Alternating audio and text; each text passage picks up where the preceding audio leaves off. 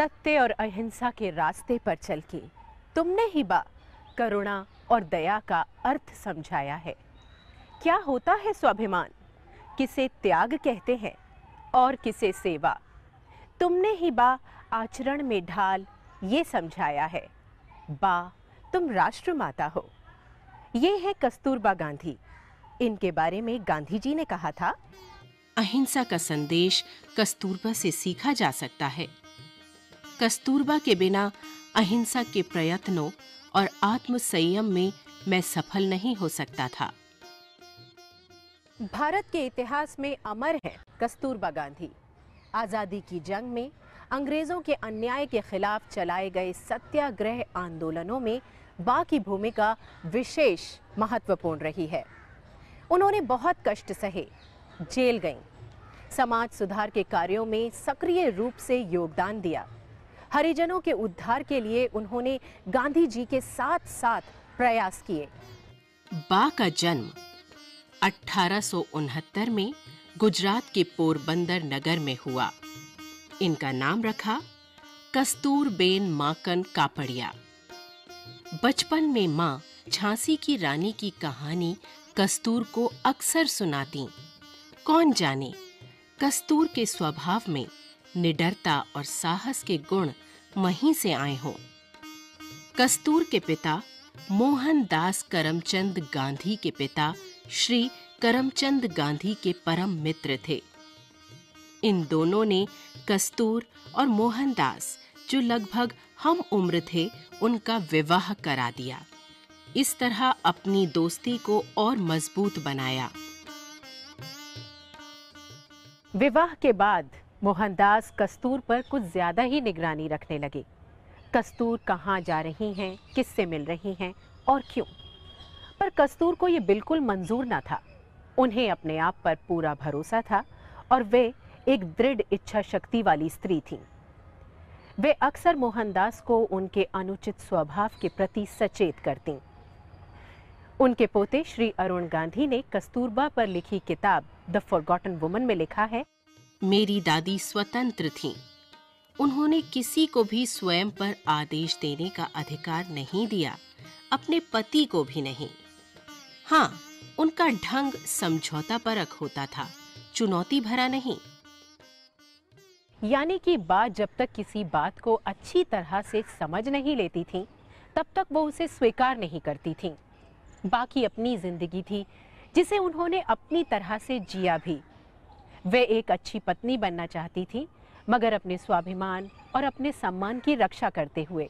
सन 1888 में कस्तूरबाई एक बेटे की मां बनी, जिसका नाम रखा हरिलाल, और फिर बाद में उनके 3 बेटे और हुए, मणिलाल, रामदास और देवदास। सन 1893 में गांधी जी को एक केस सुलझाने के लिए दक्षिण अफ्रीका जाना पड़ा।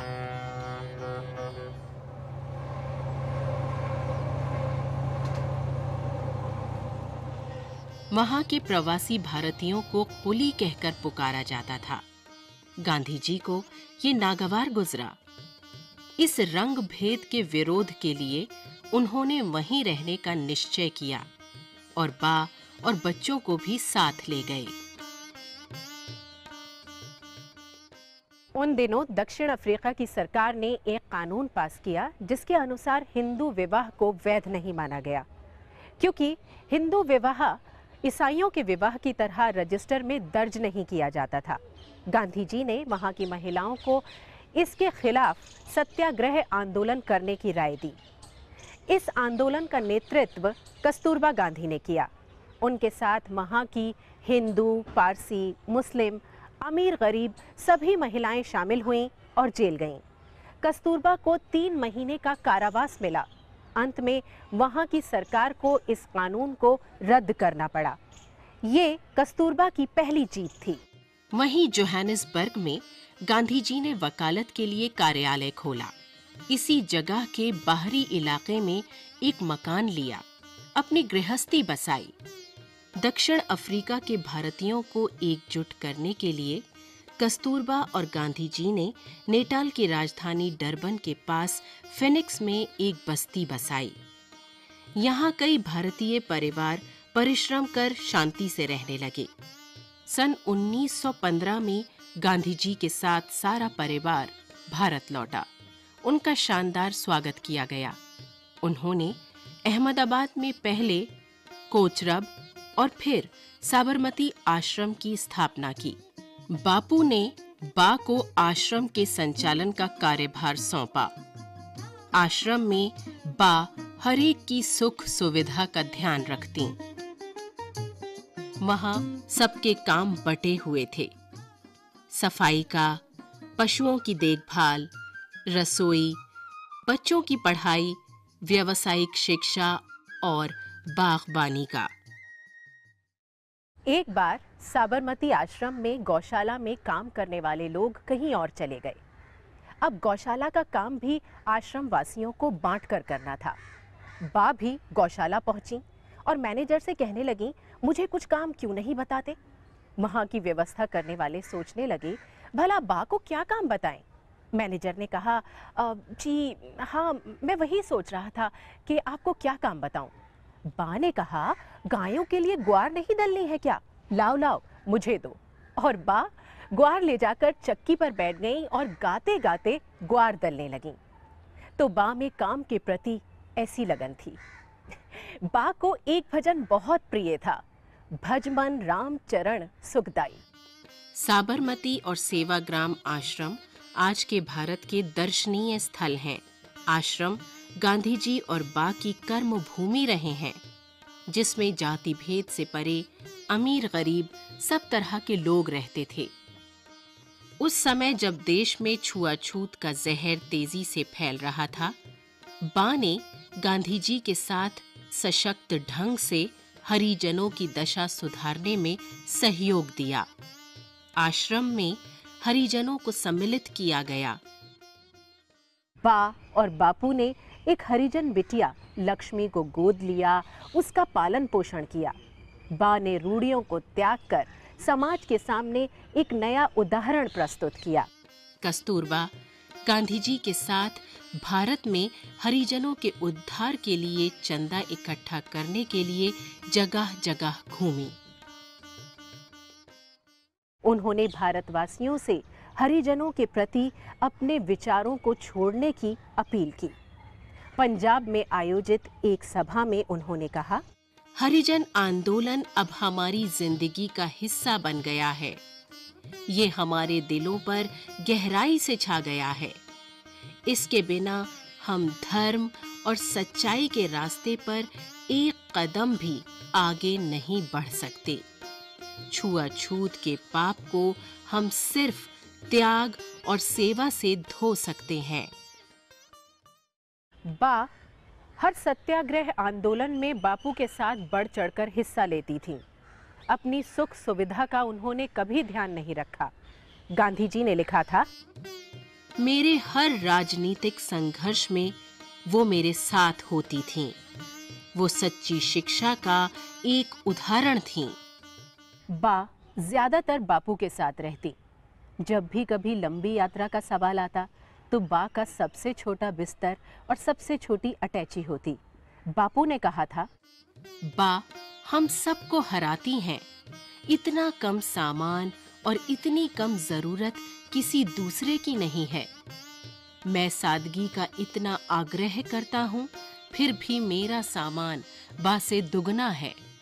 सन 1917 में बा और बापू को बिहार के एक इलाके चंपारण बुलाया गया, क्योंकि उस समय के कानून के अनुसार वहां के किसान अपनी ही जमीन के 1/3 भाग पर नील की खेती करने के लिए मजबूर थे।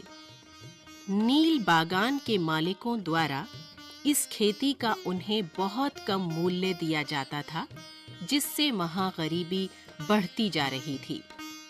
दरअसल नील के पौधों की जड़ें बहुत गहराई तक चली जाती हैं, जिससे वे मिट्टी की सारी उपजाऊ शक्ति खींच लेती हैं और फिर इस पर धान नहीं उगाया जा सकता। बा और गांधी जी ने उस समय इसका विरोध किया। चंपारण आंदोलन सफल रहा। बा ने चंपारण के भीती हरवा गांव में अपने लिए एक कुटिया बनवाई, जहां वे बच्चों को पढ़ाई के साथ-साथ सफाई से रहना भी सिखाती थीं। वहां बेहद गरीबी थी। इसका एक ही कारगर उपाय गांधी जी को नजर आ रहा था। वो था चरखा चलाकर सूत काटना और उससे तैयार की गई खादी के वस्त्र पहनना।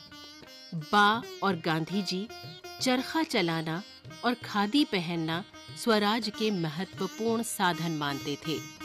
जवाहरलाल नेहरू ने खादी को आजादी की वर्दी कहा था। बा और गांधी जी स्वयं भी नियमित रूप से चरखा चलाते और सूत काटते थे। आम जन को गरीबी से उबारने के लिए बा और गांधी जी ने घर-घर चरखे का संदेश दिया, जिससे तन भी ढके और आमदनी भी हो। चरखा हमारे देश की प्रगति का प्रतीक बना। उस समय का एक प्रचलित चरखा गीत भी है। दरिद्र दीन दुख टारे, देश दरिद्र दीन दुख टारे, देश दरिद्र दीन दुख टारे, देश दरिद्र दीन दुख टारे। यदि चाहो करना उद्धार, तो चरखे का करो प्रचार। पहनो खादी सब नर नारी, पहनो खादी सब नर नारी, पहनो खादी सब नर नारी, पहनो खादी सब नर नारी।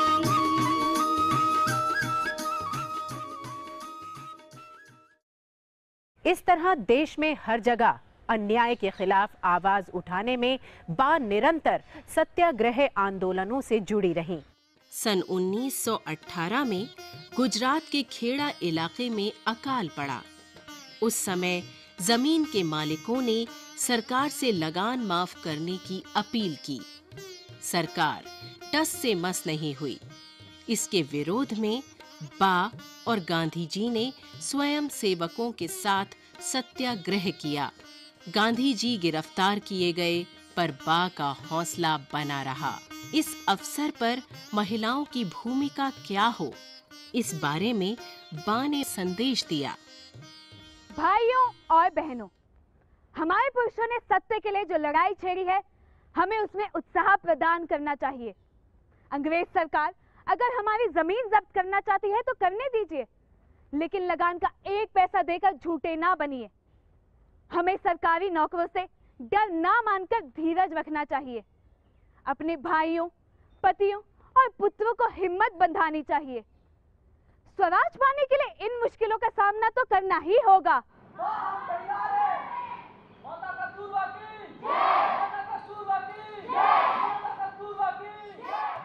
सन 1920 और फिर शुरू हुआ सारे देश में गांधी जी के नेतृत्व में असहयोग आंदोलन, जिसमें जनता से सरकारी नौकरी और स्कूल कॉलेज छोड़ने का आह्वान किया गया।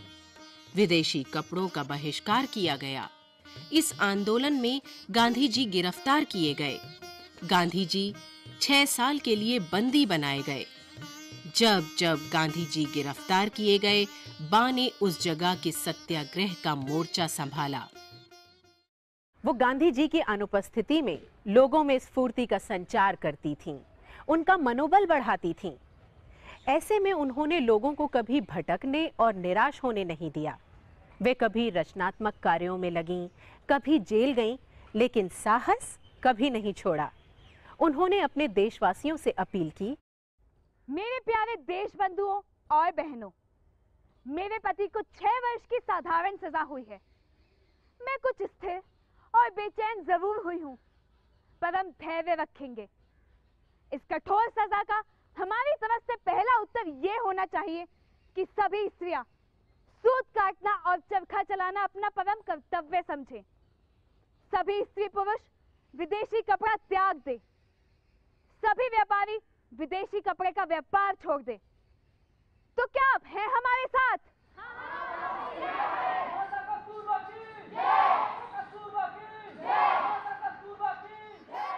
स्वतंत्रता के संघर्ष से महिलाओं को जोड़ने का मुख्य श्रेय कस्तूरबा को जाता है। सन 1928 में सरकार ने गुजरात के बारडोली जिले में 22% लगान बढ़ाने की घोषणा की।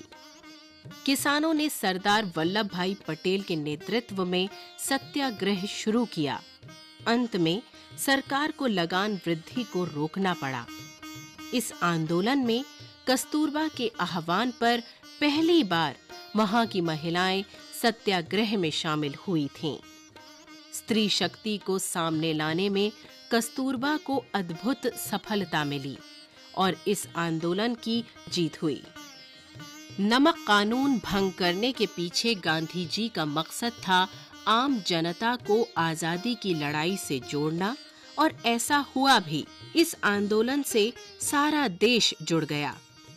सन 1930 में जब गांधी जी डांडी यात्रा तय करके नमक जैसी बेहद जरूरी खाने की चीज पर कर लगाने के विरोध में समुद्र के किनारे से मुट्ठी भर नमक उठाकर नमक कानून भंग कर रहे थे, तब कस्तूरबा स्त्रियों को साथ लेकर शराब बंदी के लिए दुकानों पर धरना दे रही थीं।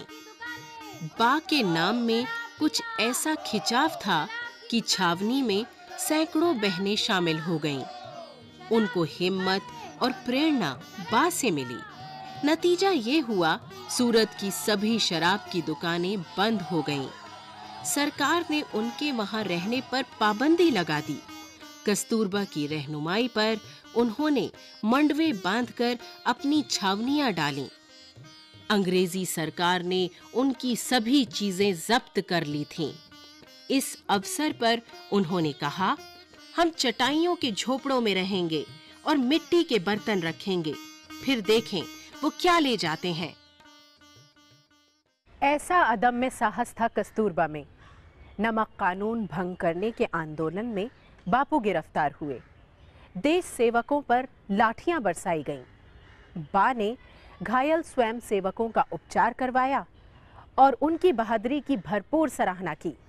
मुझे उम्मीद है कि मेरे जो देश भाई धरासना की करुण कहानी सुनेंगे, वे वाइसरॉय के काले कारनामों का विरोध करने के लिए दुगने उत्साह से कर न देने की मुहिम चलाएंगे और साथ ही शराबबंदी का व विदेशी कपड़े का बहिष्कार का काम जारी रखेंगे। सन 1932-33 में बा का ज्यादातर समय जेल में ही बीता। बा जेल में भी डायरी लिखती थी, जिससे पता चलता है कि वे समय की जबरदस्त पाबंद थीं।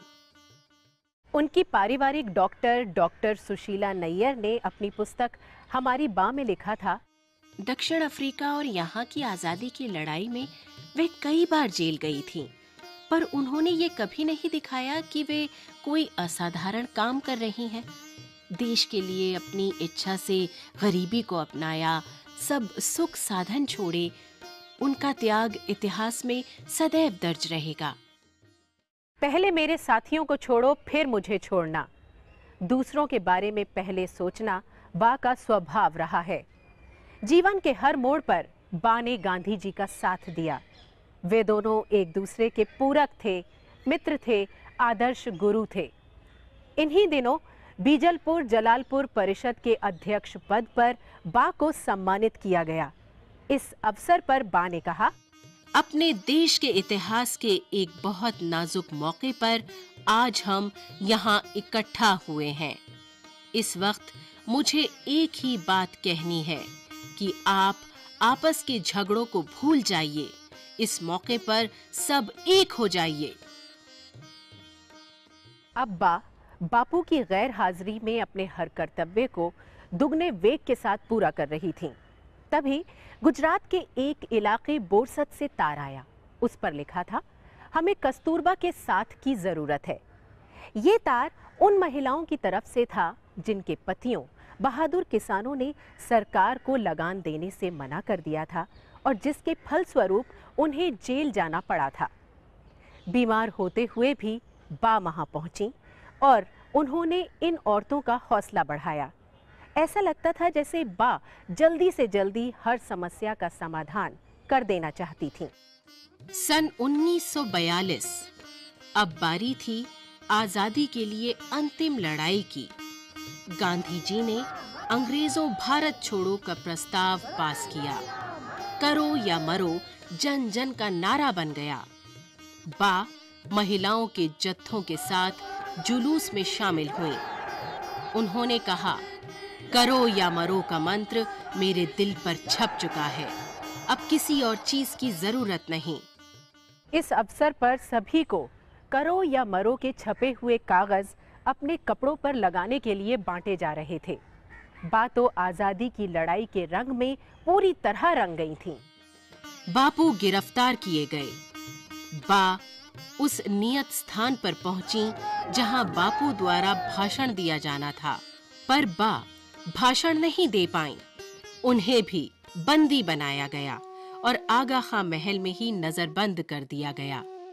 18 महीने का जेल का जीवन बा का बूढ़ा थका शरीर झेल नहीं सका। कस्तूरबा दिवंगत हुई।